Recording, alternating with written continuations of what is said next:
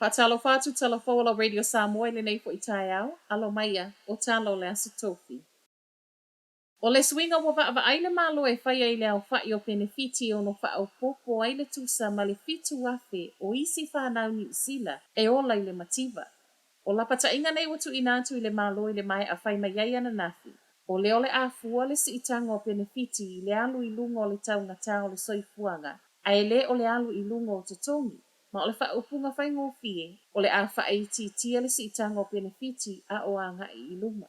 Whai mai ele Minister o le Social Development Louise Abston, o lo o avela wha mamafa le malo i le una i o tangata ni usila, e o e whai ngā luenga. Ma o se swinga fo i o le a wha asao mai ei le ono se lau fitu se fulu miliona i to tono o le whātau sanga. Ai mai le Minister o mtanga luenga lava le nei le paia inga le ana wha ato a umatu i lalo le whai ngā malo le Labour. Carmel Sepuloni, o tupe nei e wha asao le asao mai lima o a inga e vai vaita mau a inga.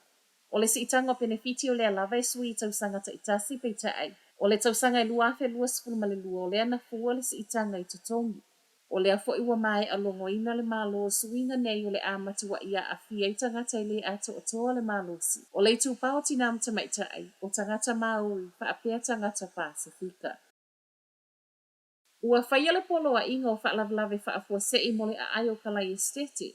E au FEB Banks Peninsula ma le tu malo Selwyn ona o le malosi te lo le mu i Port Hills. Te ole ono i le afiafia na nafi na sa wele polo a inga mai le pule nu o kalai estete fio major wa apea le pule nu o Selwyn. Sam Proton ona o le mu. Ma o le ana po ato ai le tusa ma le luas fu ma le luas sui o le ti nei mue fui. Fa moe moe o le tae nei. E toe a mata ai helikopa o wa alele, pa apea isu i la au whai ngā luenga o lo ngā lulua i lungo le lau ele i le fui no le mu. E o i a inga na ave sia wha amalo si mai le au waulia na nafi o no le afi. O le ele i mawhai ona toe fo i ane ana ko. Te ufa atasia telefowa o atu i se lau eka le te leo le whanua o i le mu, ma i reporti e le i aini whale o wha alea ngai nai. Tau no unga manuia ma e tele ma tā upu tā wana mawhaiona wha atala no aina i le whonotanga wha au lulu i tūtino o loo wha amoe moe i ai whewa i ngā au kilani.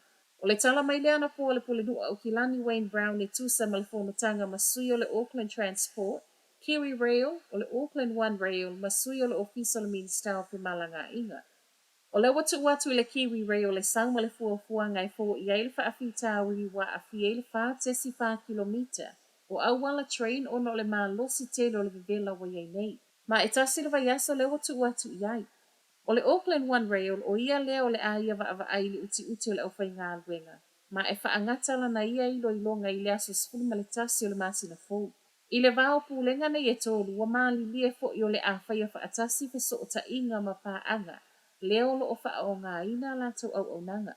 O lo o ngatasi fuafuanga ma le mana o ngala Minister o Malanga inga Simeon Brown.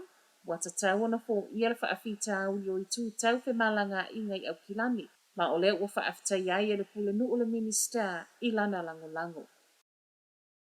Se fulu whātau sanga ua whaafale pui pui iai le sa whai ngā luenga i le tū o ato i le malai wa alele i au kilani. Ona o le au mai whaana nao fua la au whaasaina. O le masino mea o le luafe lua se fulu. Na tau fia i le vaengo tiu te le pase se na sauma le se fulu iwa, tesi 5 kilo kalamo methamphetamine i lana atopa. Ma e whaatusa le tau o pauta nei le o atu le 4 miliona. O le ua whaafale pui pui, fast fulu ma le fitu tau sanga le matua o ia lea o le tangata au tū. Na fua ina le tau mawhai e na nale atopa u le whaato atau nu o le tangata malanga. Ma o le taimi fo i lea o lo o tā puni tua oi ona o le kōviti. O so enga neina ma wai lea ua whaafale pui pui. O lea na tuli loa lava e leo fe au tusia i lungo le telefoni. Ma o wha amaoninga fo i neina i loa ai wha atonunga na aveanga i le tangata lea e ngafa ma ato i le malai wa alele. E wha alafi le ato o lo iai aisa peita ai e le i mawhaina sau ona o leana wha atali atu e leo. Tala muli, ta tala whai toto o le nofuanga fōua sulu wha inga mōtina i au kilani le aso le Valentine o le neitau sanga. O le ana filifili lava i le Women's Refuge Tamaki Makauro le aso e pa u iai le Valentine. E ta tala ai le nei nofuanga tā wa tele mō a inga, ma tina o lo o sawa ina i tutonu a inga. O se nofuanga fōua le a mawai au nango lo o foina mai e isi fo i whale wha ape i tutonu le atunuu. Fa atasi ai la ma le laina telefoni luas fulfai tu la. fitu aso le vai aso.